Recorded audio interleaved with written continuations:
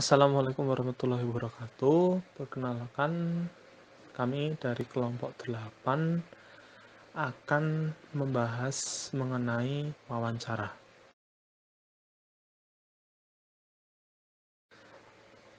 Kelompok 8 ini beranggotakan yang pertama Zainul Afifah NIM 02, Raliandana Lois Santoso NIM 08, Nur Rahmat Agung Wijaya NIM 25, Muhammad Anargawi Guna NIM 37. Oke, apa sih wawancara itu? Nah, wawancara atau interview merupakan salah satu wujud dari komunikasi interpersonal, di mana merupakan suatu bentuk komunikasi yang langsung tanpa perantara media antar individu. Dalam hal ini, peran sebagai pembicara dan pendengar dilakukan secara bergantian, serta seringkali peran itu menyatu. Wawancara juga digunakan sebagai teknik pengumpulan data apabila peneliti ingin melakukan studi pendahuluan untuk menemukan permasalahan yang harus diteliti. Dan juga apabila peneliti ingin mengetahui hal-hal dari responden yang lebih mendalam dan jumlah responden yang sedikit atau kecil.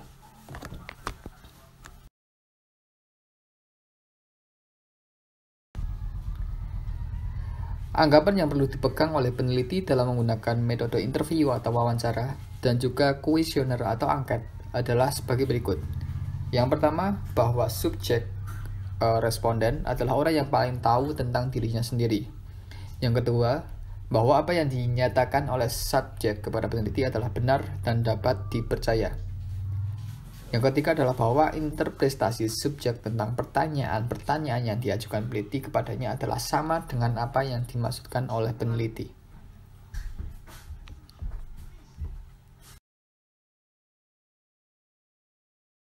Selanjutnya kita masuk ke jenis-jenis wawancara. Menurut Nawawi dan Hardari, jenis wawancara antara lain adalah yang pertama itu ada wawancara terstruktur, wawancara semi terstruktur, dan wawancara tidak terstruktur. Jenis wawancara yang pertama itu ada wawancara terstruktur. Wawancara terstruktur digunakan ketika interviewer mempersiapkan daftar pertanyaan terlebih dahulu sebelum diajukan kepada interview, dan urutan pertanyaan tidak diubah. Wawancara terstruktur lebih sering digunakan dalam penelitian survei, walaupun dalam beberapa situasi juga dilakukan dalam penelitian kualitatif. Karena sebelumnya peneliti telah mempersiapkan daftar pertanyaan dan jawabannya, maka wawancara terstruktur memiliki kesamaan dengan kuesioner, di mana seseorang hanya memberikan pertanyaan yang langsung fokus pada masalah. Menurut Herdiansyah, selama proses wawancara harus sesuai dengan pedoman wawancara yang telah dipersiapkan. Kekurangan dari wawancara terstruktur. Menurut Smith, kekurangan wawancara terstruktur berasal dari pembatasan yang dikenakannya pada responden dan situasinya. Wawancara terstruktur seolah-olah membatasi jawaban responden yang dari awal telah ditentukan oleh pewawancara. Dengan demikian, maka akan memungkinkan melewatkan hal-hal yang baru dari subjek. Kemudian, ciri-ciri wawancara terstruktur, yaitu daftar pertanyaan dan kategori jawaban sudah disiapkan. Kecepatan wawancara terkendali. Tidak ada fleksibilitas dalam pertanyaan dan jawaban. Mengikuti pedoman atau guideline wawancara. Tujuan wawancara biasanya untuk mendapatkan penjelasan tentang suatu fenomena. Jenis yang kedua yaitu wawancara semi terstruktur. Interviewer telah mempersiapkan daftar pertanyaan yang akan diajukan kepada interview, tetapi urutan pengajuan pertanyaan tersebut bersifat fleksibel karena tergantung pada arah pembicaraan. Pada wawancara semi terstruktur, pewawancara menyusun pertanyaan yang bertujuan untuk menuntun dan bukan mendikte selama proses wawancara berlangsung. Dengan demikian, wawancara semi terstruktur berbeda dengan wawancara struktur yang kaku dan tidak fleksibel, bahkan terkesan membangun jarak antara peneliti dan narasumber. Wawancara ini lebih sering digunakan dalam penelitian kualitatif. Salah satu alasan mengapa wawancara ini lebih tepat digunakan dalam penelitian kualitatif adalah karena peneliti diberi kebebasan sebebas-bebasnya dalam mengatur alur dan setting wawancara. Kemudian, ciri-ciri wawancara semi terstruktur. Menurut Herdiansyah, ciri-ciri dari wawancara ini yaitu pertanyaan terbuka, tapi ada batasan tema dan alur pembicaraan. Kecepatan wawancara dapat diprediksi. Fleksibel tapi terkontrol dalam hal pertanyaan dan jawaban. Dan yang terakhir ada pedoman wawancara atau guideline interview yang dijadikan pedoman wawancara. Selanjutnya, jenis yang ketiga yaitu wawancara tidak terstruktur. Wawancara tidak terstruktur dipilih untuk digunakan ketika interviewer tidak menggunakan panduan apapun dan arah pembicaraan bersifat spontanitas. Wawancara tidak terstruktur memiliki kelonggaran dalam banyak hal, termasuk dalam pedoman wawancara. Menurut Ari Kunto, pedoman tidak terstruktur yaitu pedoman wawancara yang hanya memuat garis besar yang akan ditanyakan. Dalam wawancara ini, kreativitas pewawancara sangat diperlukan. Bahkan hasil wawancara lebih banyak bergantung pada pewawancara. Menurut Slamet, pewawancara boleh saja mengajukan pertanyaan secara meloncat-loncat dari waktu ke waktu yang lain, dari topik yang satu ke topik yang lainnya. Kemudian ada kekurangan dan ciri-ciri dari wawancara tidak terstruktur. Salah satu kelemahan dari wawancara tidak terstruktur adalah pembicaraan akan mudah kemana-mana karena tidak adanya pedoman dari wawancara tersebut. Ciri-ciri wawancara ini yaitu pertanyaan yang diajukan bersifat terbuka, jawaban subjek bersifat meluas dan juga bervariasi. Kecepatan wawancara akan sulit diprediksi, sangat fleksibel dalam hal pertanyaan dan jawaban. Dan yang terakhir yaitu pedoman wawancara sangat longgar, urutan pertanyaan, penggunaan kata, alur pembicaraan, dan sebagainya.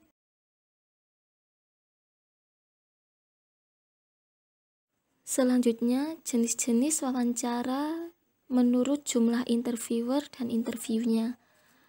Menurut Zamhahiro, jenis-jenis wawancara berdasarkan jumlah interviewer dan interviewnya. Wawancara itu terbagi menjadi 4 jenis.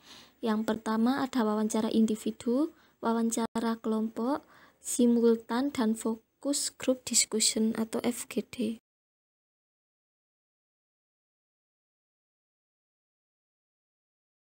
Yang pertama itu ada wawancara individu, yaitu wawancara yang terdiri dari satu interviewer atau pewawancara dan satu interview. Proses wawancara dengan jenis individu ini biasanya dilakukan pada saat wawancara kerja. Selanjutnya ada wawancara kelompok, yaitu wawancara yang terdiri dari 2 orang interviewer atau lebih dan 1 orang interview. Wawancara ini juga biasa dilakukan dalam proses wawancara kerja, karena wawancara panel atau kelompok ini biasanya merupakan langkah terakhir dalam sebuah perekrutan.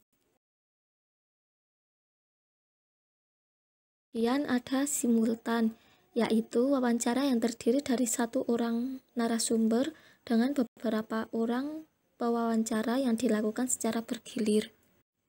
Untuk lebih jelasnya bisa dilihat pada gambar di bawah ini. Dan yang terakhir ada FGD atau Focus Group Discussion, yaitu wawancara yang dilakukan secara berkelompok di mana 1 atau 2 orang interviewer mewawancarai 5 atau 7 narasumber. Untuk lebih jelasnya bisa diperhatikan pada gambar di bawah ini.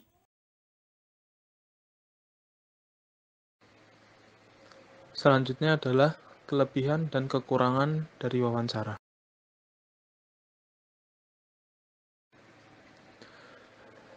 Oke, yang pertama, interview dapat memberikan jawaban yang lebih tepat karena memiliki kesempatan bertanya pada interviewer.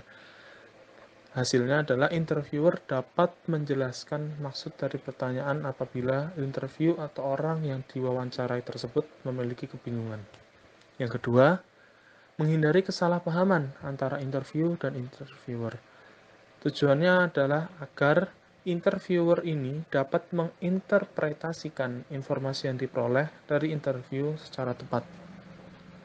Yang ketiga, interviewer dapat menjalin hubungan yang baik yang ditandai dengan saling menerima antara satu sama lain. Dengan interview ini, interview dan interviewer dapat mencairkan defense atau sejumlah reaksi yang dipelajari dan digunakan seseorang tanpa disadari untuk melindungi struktur-struktur psikis internal seperti ego atau dirinya sendiri. Selanjutnya yang keempat, memungkinkan interviewer mengetahui masa lalu dari interviewer.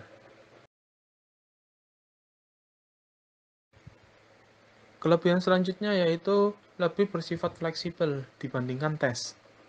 Selanjutnya, mampu memprediksi tingkah laku interview di masa depan yang diperoleh melalui informasi biografis dari hasil wawancara. Terakhir, memungkinkan untuk dilakukannya analisis pengalaman-pengalaman hidup yang dianggap penting interview atau orang yang diwawancarai.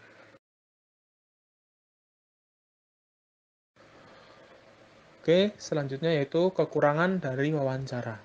Yang pertama, terjadi bias atau penyimpangan baik dari proses persepsi maupun interaksi sehingga dapat menimbulkan keadaan bervariasi pada reliabilitas dan validitas. Yang kedua, tingginya variasi informasi yang didapat dan variasi dalam kriteria yang digunakan untuk menyimpulkan ada atau tidaknya kondisi tertentu yang diakibatkan berbedanya interviewer. Yang terakhir, dapat terjadi penilaian yang tidak akurat pada interviewer yang satu dengan interviewer yang lainnya. Karena adanya perbedaan tersebut, yaitu perbedaan pandangan dan perbedaan dalam pengambilan keputusan atau kesimpulan.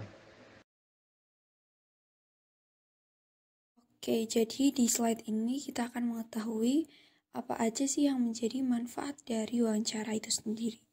Next slide. Oke, menurut Agus M., wawancara dalam komunikasi interpersonal membantu kita untuk yang pertama, berkenalan dengan orang yang istimewa dalam pribadi, profesi, atau sumbangannya kepada masyarakat. Jelas, pasti. Kalau kita melakukan wawancara dengan orang lain, maka pasti orang tersebut memiliki keistimewaan di bidang tertentu, baik itu dalam pribadinya, atau profesinya, atau mungkin sumbangannya kepada masyarakat. Akhirnya kita mendapatkan kesempatan untuk berkenalan langsung dengan orang tersebut. Yang kedua, menambah wawasan hidup. Jelas, dengan kita melakukan wawancara dengan orang yang kita wawancarai, maka kita akan mendapatkan informasi baru, yang mana itu akan menambah wawasan hidup untuk hidup kita. Yang ketiga, memberi inspirasi dan mendorong semangat hidup. Kaitannya dengan poin yang kedua, maka ketika kita melakukan wawancara, kita akan terinspirasi dan bisa terdorong untuk lebih semangat dalam menjalani hidup. Yang keempat, memotivasi menjadi manusia yang lebih bermutu dan mau memberikan sumbangan yang berarti dalam hidup. Nah, setelah kita melakukan wawancara, kemudian kita diberi informasi oleh si narasumber, kemudian kita terinspirasi dan terdorong semangat hidupnya, maka kita akan termotivasi untuk menjadi manusia yang lebih bermutu dan mau memberikan sumbangannya yang berarti dalam hidup. Seperti itu. Oke, sedangkan pendapat lain, manfaat wawancara itu ada 3. Yang pertama, pengumpulan data penelitian. Yang kedua, membuat ide baru. Dan yang ketiga, memahami subjek. Kita bahas satu persatu dari pengumpulan data penelitian. Maksudnya apa? Maksudnya yaitu jawaban-jawaban penelitian dapat diperoleh melalui wawancara. Jadi hasil wawancara yang berisi jawaban dari responden digunakan sebagai apa? Sebagai data untuk menganalisis kerangka acuan dalam menjawab pertanyaan penelitian untuk menyelesaikan permasalahan penelitian tersebut. Gitu. Jadi wawancara itu ditujukan untuk kegiatan penelitian, tidak hanya memiliki kegiatan interaksi dan komunikasi, melainkan menggunakan metode atau pedoman wawancara yang telah ditetapkan sesuai dengan kebutuhan penelitian. Jadi sudah ada format pertanyaannya seperti apa. Selanjutnya itu membuat ide baru. Nah, dalam kegiatan wawancara itu dapat menghasilkan ide baru jika disertai dengan imajinasi dan naluri penyelidikan. Karena kan kita tahu bahwa sudut pandang manusia itu berbeda-beda, dapat diperoleh dari salah satunya apa? Salah satunya dari hasil wawancara tersebut. Nah, kemudian yang ketiga, memahami subjek. Memahami subjek ini ketika kita melakukan wawancara, kita mendapatkan informasi dari narasumber, kita lebih memahami subjek, kita lebih memahami informasi dari narasumber itu lebih cepat, lebih aktual dan langsung ke inti permasalahannya ketika wawancara, karena kita berinteraksi langsung, berbeda dengan orang-orang yang hanya mendapatkan misal dari berita koran dan lain sebagainya. Sehingga kita dengan melakukan wawancara, kita dapat lebih memahami subjek, lebih mengetahui informasi dalam wawancara tersebut. Demikian yang bisa kami sampaikan dari kelompok 8. Kurang lebihnya mohon maaf. Wassalamualaikum warahmatullahi wabarakatuh.